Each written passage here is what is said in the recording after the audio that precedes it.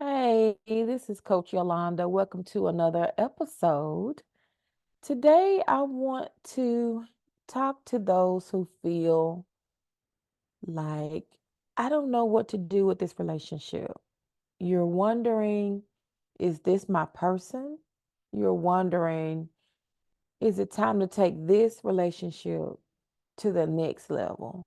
Do we have enough to make a marriage work?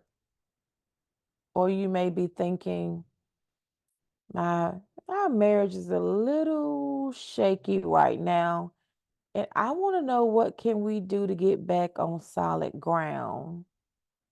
Well, you're in luck because this video is for you.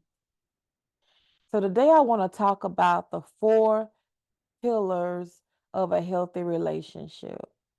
Whether you're exclusively dating, whether you're engaged, or whether you're already married, these four things are like the foundation that we build upon. And in premarital counseling, those couples that I counsel, what I'm listening for, what I'm looking for, and what I'm teaching them to do is that these four foundational behaviors, these four pillars are essential in having a relationship that is not only healthy, but happy. And who doesn't want to be happy, right? So let's dive in. Have you ever had a table that had a wobbly leg? I have. I had a table that was so wobbly that one of the legs actually fell off. And so it made the table unstable. And so when you put something heavy on the end of the table that lost the leg, the table would lean. In other words, what was on the table would become unstable and fall off. In the same way that a table has four legs, a healthy relationship has four pillows or pillars or things that hold up a healthy relationship. Those four things are commitment, partnership, friendship, and trust. Yep, that's simple, Minister Yo. Sounds simple. Those four things again are commitment, partnership, friendship, and trust. Well, let's dive into each one of those. And you decide for yourself, is your relationship wobbly? Is your relationship missing one of these legs or one of these pillars? Let's see.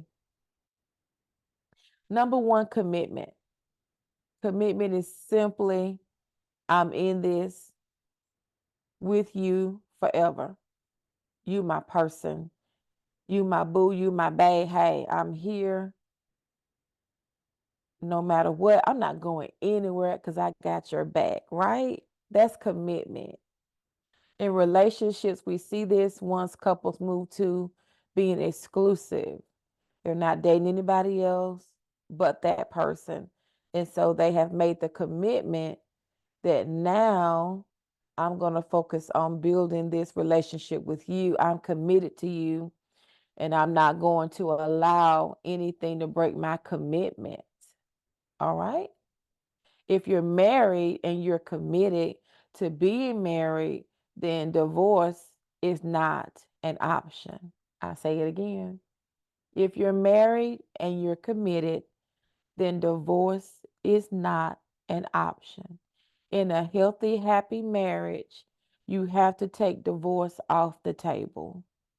You have to not even throw it up in a fight. That heated fellowship that we have. Sometimes as married couples, you can't throw around divorce. You can't say if you don't like it, you can leave. We can't talk like that because we're committed, remember? And commitment means I'm here with you when it's good, when it's bad. Them old-fashioned vows, for better, for worse, for richer, for poor, in sickness and health, I'm here. That's commitment. That's one of the legs you need on your table to hold up your relationship. Number two, partnership. Are we partners? Are we equals? Or is one person doing more, have more responsibility than the other?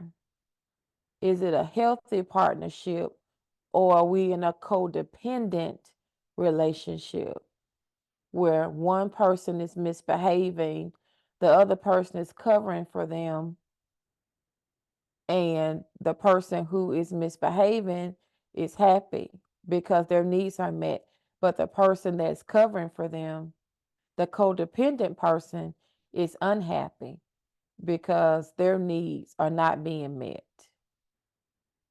Are we partners? Are we equals? Do I mutually respect you? Are we in this equally? We may not have the same roles. We may not have the same responsibilities, but do we share mutual acceptance and mutual respect? Are we a team? Do I, as a wife, consider how my behavior affects my husband before I commit the behavior? Teaching purposes only. If I decide I want to quit my job, is that something I do without talking to my husband first? Is that something I do without making sure I have another job lined up? Because we're partners, we're equals, we mutually respect each other, and I don't want to do anything to hurt him. So I always think about, since he's my partner, the decisions that I make that affect him, we discuss. Number 3, friendships.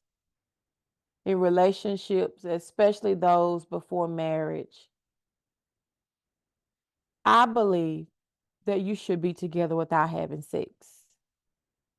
I know sex is this, and everybody's saying pushing sex, and everybody want to try it before they buy it. I understand.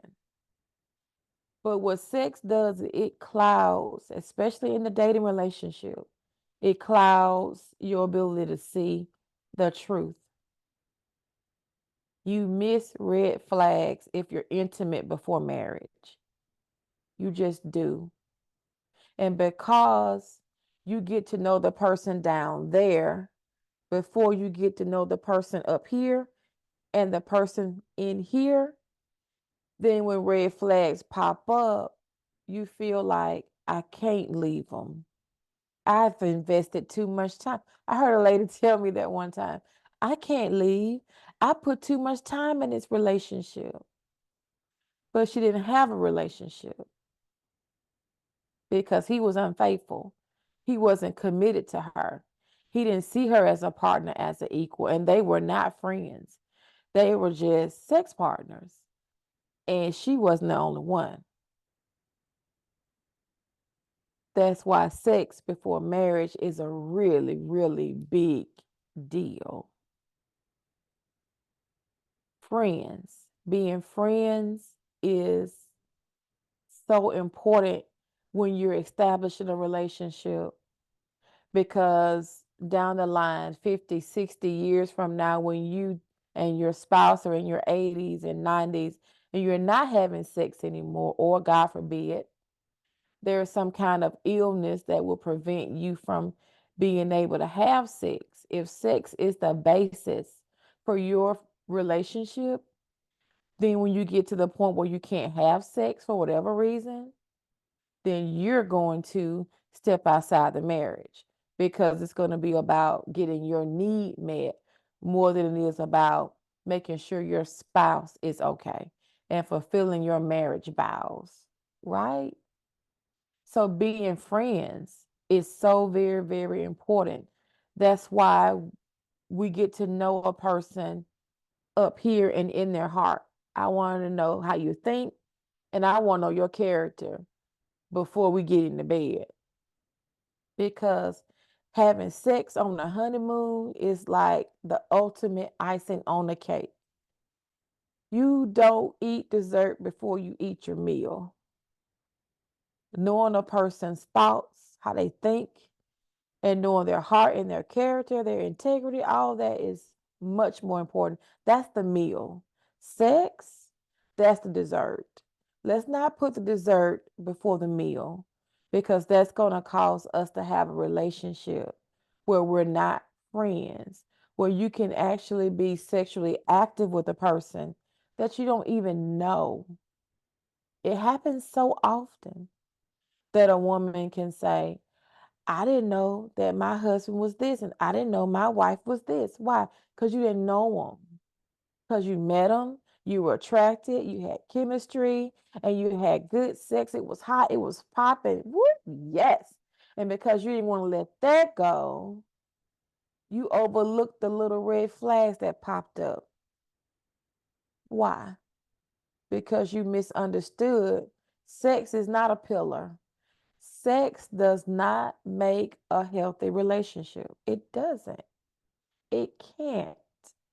But friendship, knowing somebody's thoughts, their minds, the way they think, their personality, knowing their character, knowing what they value. Does their values equate to your values? Do you value the same thing? If you never stop to have a conversation and it's all sexual, you won't know, you won't be friends, and your relationship won't be healthy. And number 4, trust. Trust is so big. It's hard to move from being committed to being married if there's no trust.